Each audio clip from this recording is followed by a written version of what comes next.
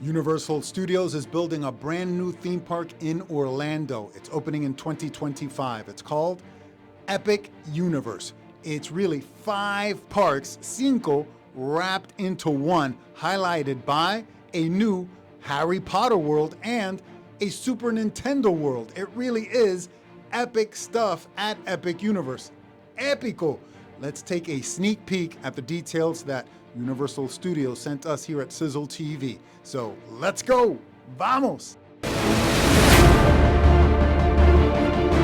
We enter through Celestial Park, which features rolling gardens, waterways, pathways, cool rides and coasters, but the best part, Celestial Park serves as the gateway to the other 4 theme parks. Let's go clockwise on this tour. The first park to the left is Super Nintendo World. It's gonna bring Mario, Luigi, Princess Peach, and Donkey Kong to life. Haha, let's go!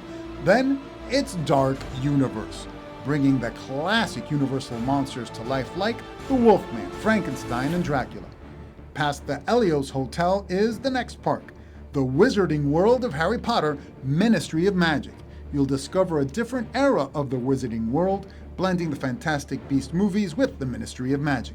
And finally, the last park, How to Train Your Dragon, Isle of Berk, where you can soar with the dragons and live a real Viking adventure, all based on the How to Train Your Dragon movie franchise featuring my favorite, Toothless.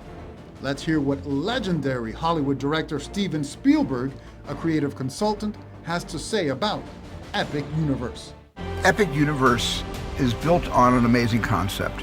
The idea that you can go into a world through some kind of a portal and you come out in a world you never could dream of, you can experience it.